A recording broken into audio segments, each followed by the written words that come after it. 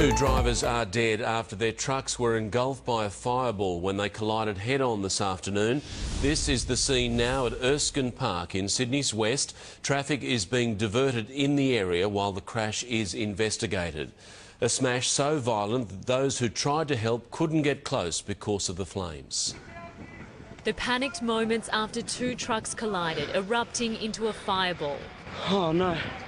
Forced back by the flames, the witnesses come to a horrifying realisation. Did anyone see him get out? No one got out. No one got out. The two drivers didn't survive the blast, the noise deafening. Just sounded like I was out in the middle of a battlefield. It was a really loud explosion. The front of the truck was crumpled beyond recognition, its load of bricks thrown across 3 lanes, blocking Lenore Drive.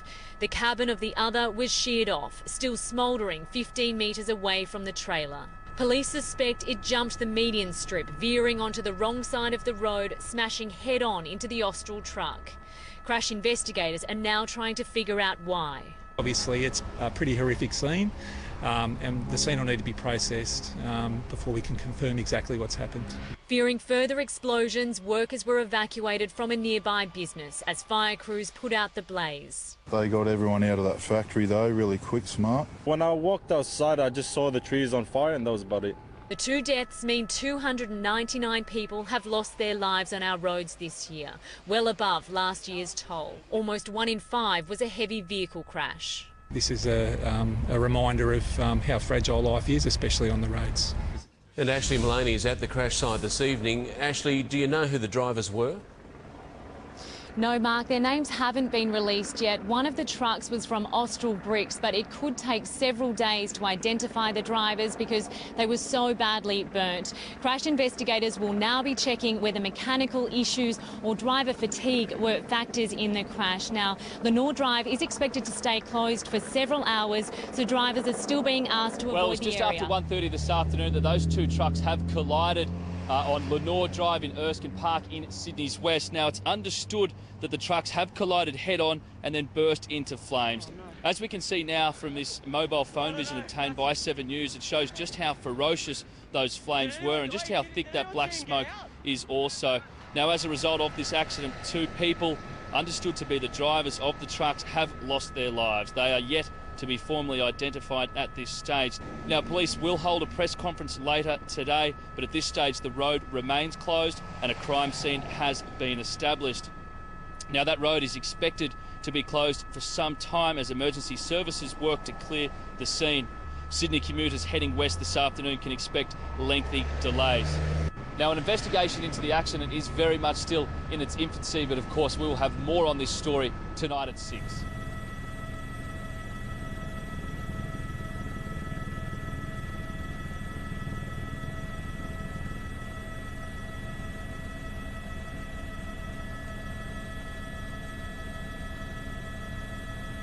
Near the 5200 block of West Washington Street on the west side. Our crew just arriving there. Let's get over to Chance Walser. Chance, what happened?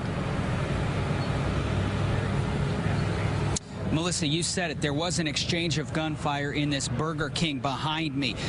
Police explained it as follows. 3 suspects walked in to rob the Burger King. There was a customer inside who is licensed to carry a firearm.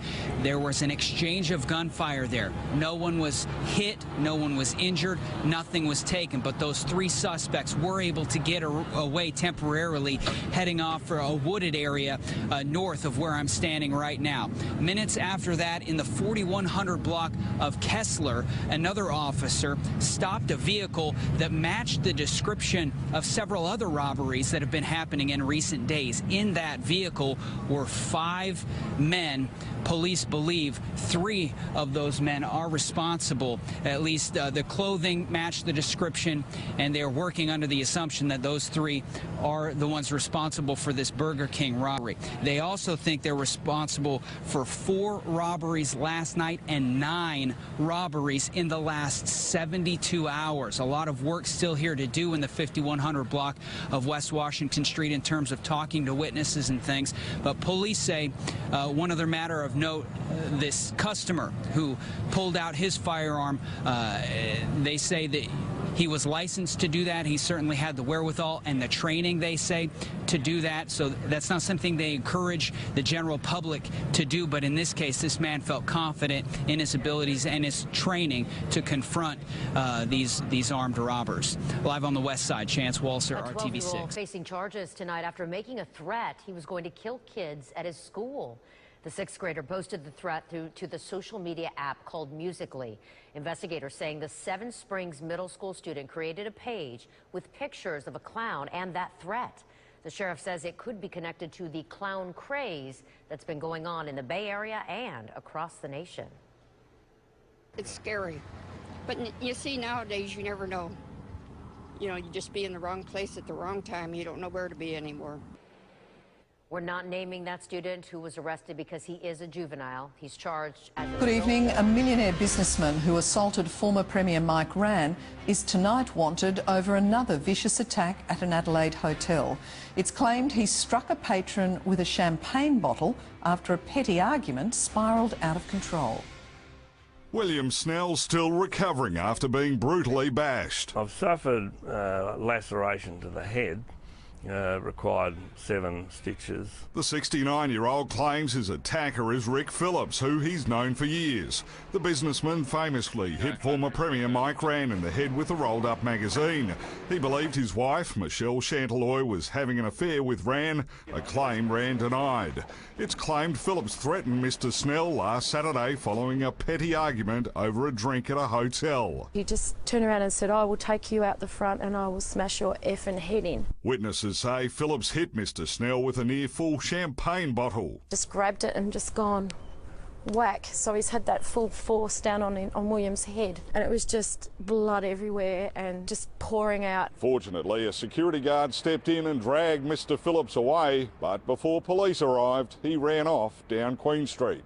A friend at his Burnside house says Phillips left for California several days ago. I can't believe, and my family can't believe, that I nearly got killed. I'm not prepared to put up with that, and I'll press as much charges as I can against you, and I think you need to grow up and turn yourself in ASAP. Peter Caldecott. Good evening. A woman's been attacked and a child pushed onto train tracks in a bizarre rampage at Hawthorn.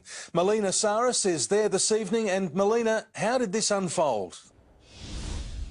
Well, Mitch, there was a terrible turn of events for passengers on the Alamein line as the train pulled into Hawthorn Station around 3:50 this afternoon with a deranged man on board. Now, he started biting and then stomping on a defenceless woman aged in her 60s. As soon as that train stopped, the frightened passengers on board went running.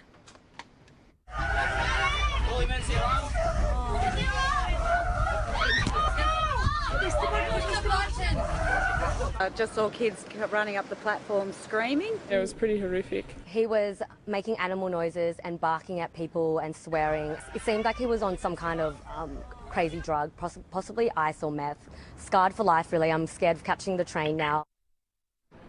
Now, the man got off at the station and pushed through the crowd of passengers. He even pushed one young high school student onto the train tracks. Now, they were helped off the tracks and treated by paramedics on the platform for quite some time. Then a group of passengers turned on the man and they performed a citizen's arrest on the station platform. They held the man down until police arrived. Officers then handcuffed him and he was led away as those shocked passengers watched on. Now, that man is aged in his 30s and he is now in police custody, thankfully. A mother has been brought to tears coming face to face with her ex-partner who shot her in front of their children.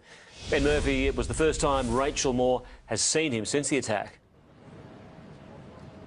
Yes, Bill. Daryl Fields shot the mother of 5 in the arm at her Chambers flat home in 2014. Her children managed to wrestle the shotgun off their drunken dad and get their mum to safety.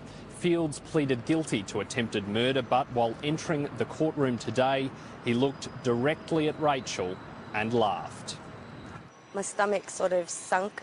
I felt instantly sick. I didn't expect him to have the guts to look at me straight away. I was hoping I'd go into court and I'd see this sorrow and regret of what he's done. I suppose it just shook me really badly, actually. Fields is due to be sentenced next We have week. some breaking news right now from western Colorado. The Mesa County Sheriff's Office is looking for this young man and two others involved in an early morning shooting. 3 people were shot and injured. Authorities posted this picture online of the suspect, a warning that he and 2 others could be armed and dangerous at this point. The victims appear to have non-life-threatening injuries. The suspects described as 2 black men and a Hispanic man, all in their 20s. And at this point, it's not clear what led up to the Safety shootings. inspectors are investigating the death of a woman whose body was found in a commercial freezer at a police training centre in the Adelaide Hills. Reporter Gertie Taylor is there. SafeWork SA has launched an urgent investigation to determine if the commercial cool room at the Echunga complex here had anything to do with the woman's death. They've issued an immediate prohibition notice banning the use of the freezer while the inquiry is being carried out. Police were called here on Tuesday night after the woman went missing. Officers searched the grounds and 40 minutes later found her body. The woman, believed to be aged in her 50s, was a civilian police employee. The department refused to release details of her role. 7 News has been told she lived in the area. Detective training courses and exercises are conducted at the facility, with officers at times staying on site. One source told 7 News his understanding is the death was a tragic accident.